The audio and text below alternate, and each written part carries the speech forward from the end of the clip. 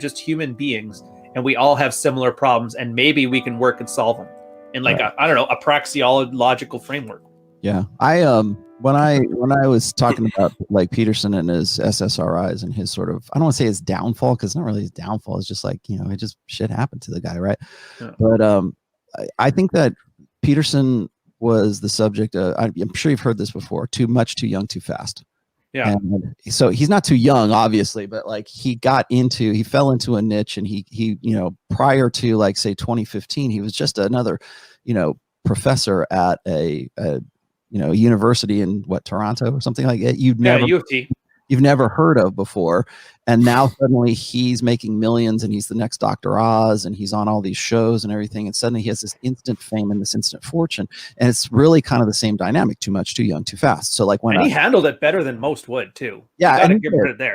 He did. But he fell prey to pretty much what like, a rock star would, or an athlete would, where they go from being like this sort of naive kid and not understanding the world that they're in. And I'm not saying he was naive. I'm just saying he was naive to the world, the niche that he fell into at that point. And so now he's gone from making whatever a professor's salary was in Toronto at a Toronto university to making at least $80,000 a month on Patreon. We know that, and we know his 20,000 in book sales, 50,000 in Patreon. He said that on a French interview, and there was a month, 20,000, a month, and then another like 20,000 in speaking tour engagements with the Rubin Report. Yeah, I mean, he goes from being a college professor in a classroom to selling out, what the Melbourne Civic Centre in Australia, that's to being basically rock star status. And that's what I mean. It's too much, too young, too fast. And so what do?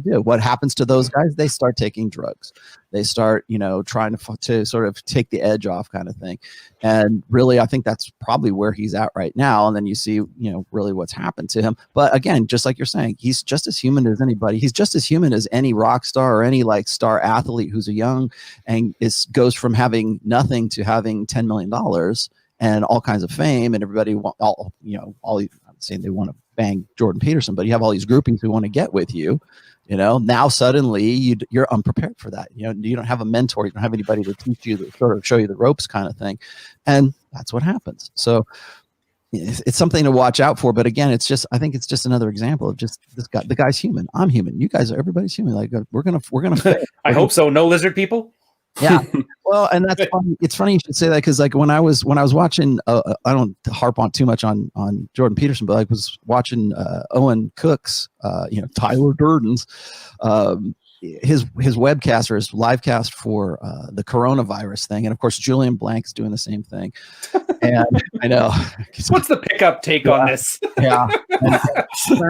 Cernovich is not somebody that like people look up to as sort of like their daddy figure. I hope not. But like everybody has their take on what's going on in the world right now. I do, you do, everybody else does. But like but Owen Cook is kind of, he's representing what I think is sort of like the secular religion, like you were mentioning just a minute ago. It's that Tony Robbins, the law of attraction. You got to send out enough positive juju into the universe, and you'll get it back, and your wishes and your dreams will come true, kind of thing. And for me, it just kind of, especially writing the book that I am right now, it highlights the secular competition for God, for the religious idea of God right now. So do you remember this? You probably did, because I remember when Jordan Peterson first came out, and a lot of guys started following, like becoming his followers, right? And they want to go get their book signed, and they go to the sold out shows and everything. And I remember in religious circles at that time, you either loved Peterson because he was bringing men back to the church, like guys who'd left the church. They go, well, maybe it's not so bad. I'll go back to the church because Jordan Peterson told me that it's okay now. Or else they really hated him because he was taking over the authority of like God, or the authority that they used to be representatives of. And now you have this, which is funny. They didn't mind it when Karen did just that over the last 20 years. Yeah, now that a man did it. Yeah. Now they have a problem with, different motivations for it. But I think when you're in a crisis situation like we are right now, and it's in our consciousness 24/7 right now. If you're on Twitter, if you're on TV, if you're on Facebook, if you're on, like, even if you're just on it for like an hour a day, it's in your face, and you can't avoid it. I would say probably, I don't know what the stats are. I would love to see if there's like a graph of some sorts, but I would love to see what the usage is for social media since the lockdown, since everybody's been sort of quarantined, sheltering. Oh, it's overloading servers right now. Sure it is. Yeah. Yeah. I guess, well, here, let's get this thing out of the way because it's blocking a lot of us. Troy, what's your take on this? You live in basically a mega city right now. So because of Kenny Rogers, more people end up working at home for good. Will people leave less expense or metro areas in favor of cheaper small towns? What's your take on the real estate market in the UK?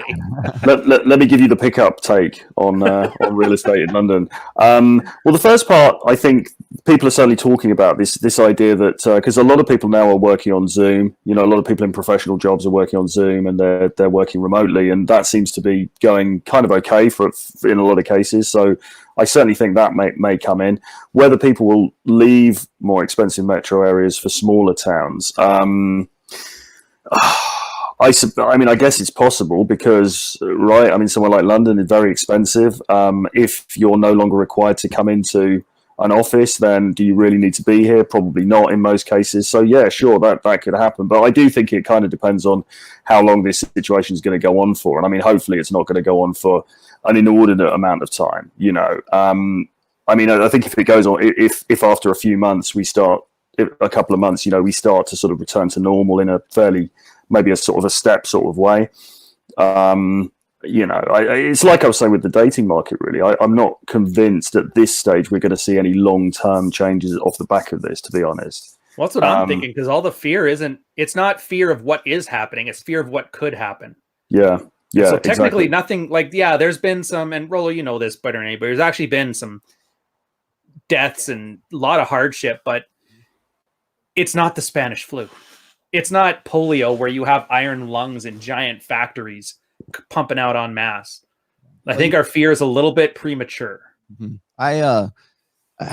I follow Candace Owens. I just started following her again. I kind of put her on mute for a little while because it would just sort of tax my patience for a while. But like I watched, yeah, she's taken the stance that like statistically, like for us to like lock down the entire economy is ridiculous, and from statistics. But the problem is if you have any kind of criticism, if you say, hey, you know what, the numbers, people are dying, yeah, okay, but people are also dying from heart disease, they're also dying from cancer, they're also dying from automobile accidents, and in greater numbers so far, skydiving accidents, there's lots of ways that people die every day.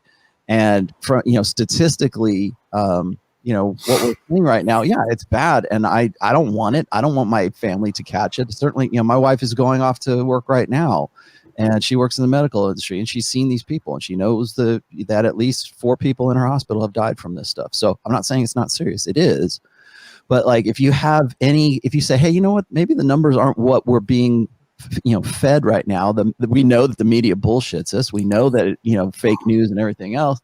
Why are we taking this? Why are we not like looking at this in a more objective sense? Well, because most people don't want that objectivity. They're believers. They want to believe that this is the end of the world. They want to believe that, particularly like if you subscribe to any kind of dominionist sort of philosophy or whatever, this is like the end times. This is like the 7th seal has been broken over the earth and the plagues have been poured out over planet Earth. And really, if there's a plague, it's probably more like obesity and heart disease and all the comorbidities that corona pretty much works hand in hand with to kill somebody. And yeah, I'm not saying it's bad, but like that's not bad, but I'm just saying that. Well, it's the same mentality that was like in 9/11. You remember that? But you can't be a critic of it. You can't, that's what's interesting to me is like for me, this whole thing is like for a guy like me, I observe human behavior. I observe like the medium is the message. Okay, what's the medium right now in about Kenny Rogers disease? What's going on? And so I'm sort of taking mental notes and writing things down while all this is happening, and I'm looking at this from a perspective of like, what kind of mindset is going to freak out about this, and what kind of mindset is going to go, okay, let's back up off this, and let's sort of take in the information, and let's form an educated opinion. No, we can't do that. It's the end of the fucking world. We're all gonna die.